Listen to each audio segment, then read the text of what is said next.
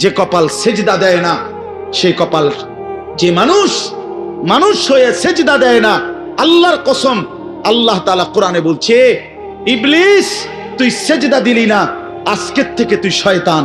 এজন্য যে কপাল সেজদা দেয় না সে মানুষ নয়, শয়তান। শয়তান বেটা, তুই বেটা শয়তান, শয়তান, এটা শয়তান।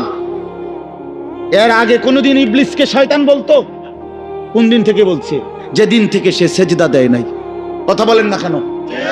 ইবলিসের আগে কি শয়তান আছিল? সেজদা যেদিন দিল না সেদিন থেকে মালিক বলল, আজকের থেকে তুই শয়তান।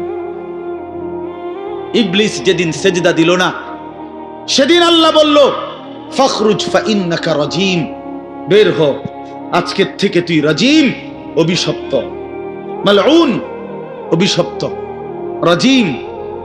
আল্লাহ বলছে, ওয়া ইন্না আলাইকাল লানাতা ইলা ইয়াউমিদ্দিন।